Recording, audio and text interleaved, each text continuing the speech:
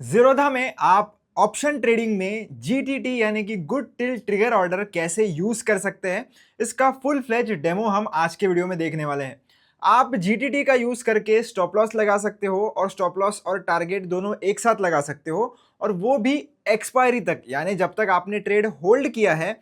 मतलब अगर आप एक दिन से ज्यादा अगर किसी भी ट्रेड को होल्ड करते हो और उसमें अगर स्टॉप लॉस या स्टॉप लॉस और टारगेट दोनों लगाना चाहते हो, तो कैसे आप लगा सकते हो, ये हम आज के वीडियो में समझने वाले हैं विद एग्जांपल। तो चलिए एक एग्जांपल ले लेते हैं। तो उसी के लिए मैं सबसे पहले एक डेमो पर्पस के लिए ट्रेड ले लेता हूं, कोई भी बाय सेल रिकमेंडेशन नहीं है, सिर्फ डेमो के लिए हम एक ट्रेड ले लेंगे। तो 26,000 का मैं कॉल खरीदना चाहता हूं, जो कि अभी 2 रुपए के आसपास चल रहा है। तो इसको मान लेते हैं मुझे बाय करना है, एक लॉट बाय करना है, मार्केट प्राइस पर करना है और ओवरनाइट के लिए करना है। अगर हम ऐसे पकड़ के चलते हैं कि आपको एक दिन से ज्यादा इस पोजीशन को होल्ड करना है, भले ही इसकी एक्सपायरी आज है, पर हम ऐसे कंसिडर करते हैं कि इसको हमें एक दिन से ज्यादा होल्ड करना है। तो ओवरनाइट मैंने सेलेक्ट किया है। आपको ऑप्शन मिलेगा इधर जीटीटी का, आपको उसके सामने एक टॉगल बटन मिलेगा, आपको उसे ऑन कर लेना है। अब अगर आप इसे ऑन करते हो तो आपको स्टॉप लॉस और टारगेट ये दोनों परसेंटेज टर्म्स में लगाने का ऑप्शन मिल जाता है।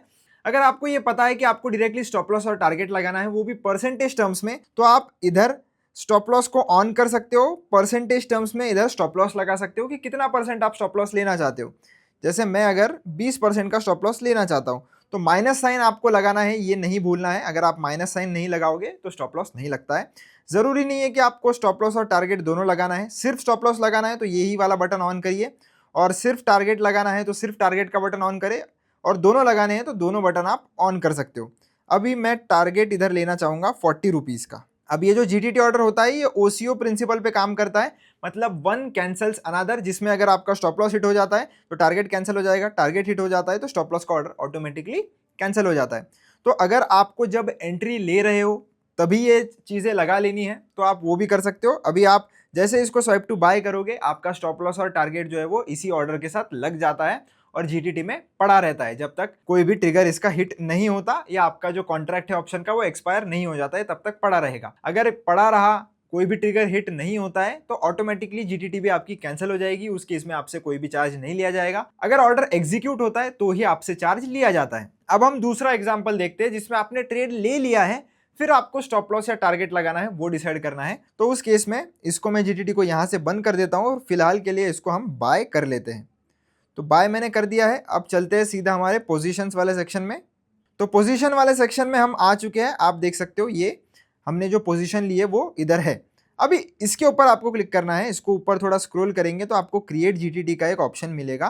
तो जब आपने ट्रेड ले लिया है तब आपको ये वाला प्रोसेस फॉलो करना है, और जब आपको ट्रेड लेना है और ट्रेड लेने के पहले ही स्टॉप लॉस और टारगेट लगाना है, तो फिर मैंने जो आपको बताया वो वाला प्रोसेस आप फॉलो कर सकते हो। तो इधर मैं क्रिएट जीटीटी के बटन पर क्लिक करूंगा। क्लिक करने के बाद अब आपने एक ट्रेड खरीदा है तो उसको बेचना हमें पड़ेगा उसे एग्जिट करने के लिए। अगर आपकी ऑप्शन सेलिंग की पोजीशन है तो फिर आपको ये बाय पर सेट करना पड़ेगा या ऑटोमेटिकली वो सेट हो जाएगा। तो इधर ये सेल पर सेट है। अब सिर्फ अगर आपको स्टॉप लॉस या टारगेट लगाना है तो आप इधर सिंगल पर सेलेक्ट करिए। अगर आपको दोनों लगाना है तो आपको ओसीओ सेलेक्ट करना पड़ेगा। तो हम दोनों ही लगाने का ट्राई करेंगे। तो ओसीओ मैंने सेलेक्ट कर लिया है। ट्रिगर प्राइस आपको सबसे पहले लगानी होती है, ये पहले आपको स्टॉप लॉस का पूछेगा।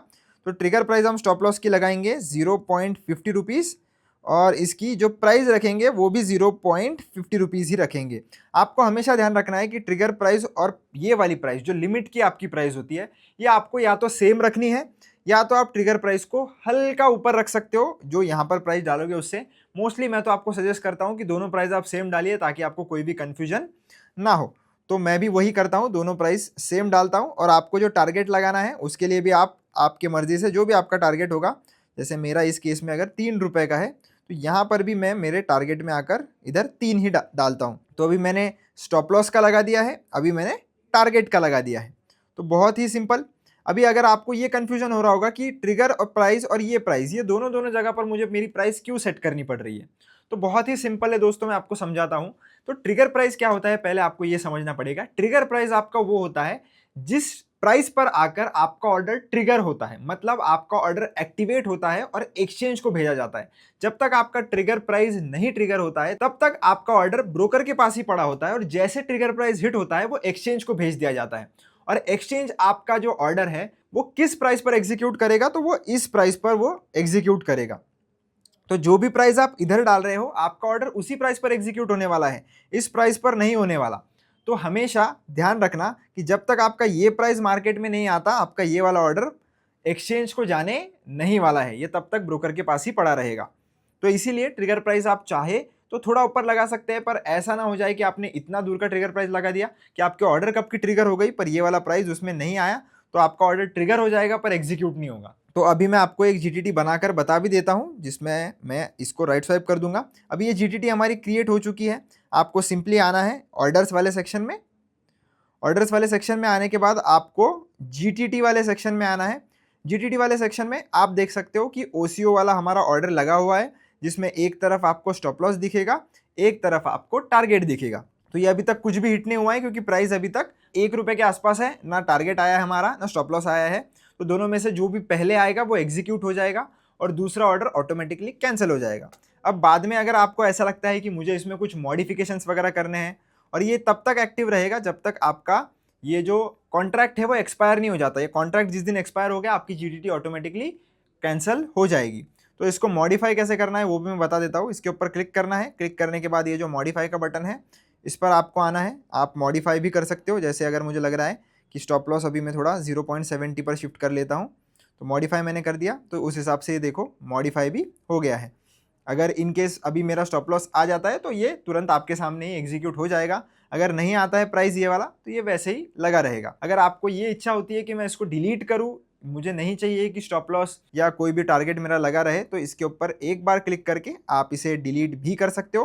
पर डिलीट करते समय अगर आपको लग रहा होगा कि डिलीट करने के क्या कुछ चार्जेस मुझे लगेंगे, तो नहीं, डिलीट करने की कोई भी चार्जेस नहीं है।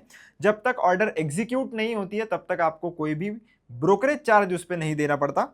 ये आप निश्चिंत रह सकते हो इस बारे में। अगर आपको ऐसा लग रहा है कि पोर्टफोलियो में या जो भी आपका लॉस है वो बहुत ज़्यादा हो चुका है, या आपको जितना प्रॉफिट होना था उतना नहीं हुआ है पर ठीक ठाक प्रॉफिट चल रहा है, और अब आपको आपकी पोजीशन मैन्युअली एग्जिट करनी है, तो क्या जीटीटी रहते हुए भी मैं मेरी पोजीशन को मैन्युअली एग्जिट कर सकता हूं? तो बिल्कुल आप कर सकते हो। इसके ऊपर एक बार क्लिक करके आप एग्जिट पर क्लिक करके जैसे ही इधर राइट स्वाइप करोगे आपकी पोजीशन एग्जिट हो जाएगी। पर अगर मैं फिर से ऑर्डर्स में आऊँ और जीटीटी में आऊँ तो अभी तक आपकी ये जीटीटी एक्टिव है। तो ये जीटीटी तब तक कैंसिल नहीं होती है क्योंकि आपने इसे ट्रेड लेने के बाद में लगाया था, तो ये as a individual GTT place हुई है। तो जब तक आप इसे आकर मैन्युअली कैंसिल नहीं करोगे ना, ये कैंसिल नहीं होती है। अगर आप ट्रेड ले रहे थे, जब मैंने आपको वीडियो में पहले बताया था कि जब आपने ट्रेड लिया तभी आपने नीचे से जीटीटी को ऑन किया, स्टॉप लॉस और टारगेट परसेंटेज टर्म्स में लगाए, तो तब आप ट्रेड क्लोज करते हो ना तो आपका जीटीटी भी कैंसिल हो जाता है। पर अगर आपने बाद में जीटीटी लगाया है अलग से, तो आपको अलग से आकर इसे कैंसिल भी करना पड़ेगा। अगर आप इसे कैंसिल नहीं करते हो तो ये वैसा ही पड़ा रहेगा, और इन केस इसमें ये कोई भी प्राइस आ जाता है तो आपका नया पोजीशन शुरू होने के पूरे पूरे चांसेस है। उस केस में आपको बड़ा लॉस भी हो सकता है जो आपको पता भी नहीं चलेगा और बड़ा लॉस हो जाएगा। इसीलिए हमने क्या करना है, जब कभी भी कोई भी जीटीटी ऑर्डर हम लगाते हैं और अगर कोई पोजीशन हम मैन्युअली कैंसिल करते हैं, तो हमेशा आकर इसके ऊपर क्लिक करके आपको इसे ज़रूर डिलीट करना है। डिलीट नहीं करोगे तो बड़ा नुकसान भुगतना पड़ सकता है। तो होप आपको अभी सारी क्लैरिटी मिल गई होगी जीटीटी के बारे में। अगर वीडियो अच्छा लगा हो तो चैनल को सब्सक्राइब जरूर करना, वीडियो को लाइक जरूर करना। कोई डाउट है तो आप कमेंट सेक्शन में मुझसे पूछ सकते हो। मिलता हूं आपसे नेक्स्ट वीडियो में। धन्यवाद।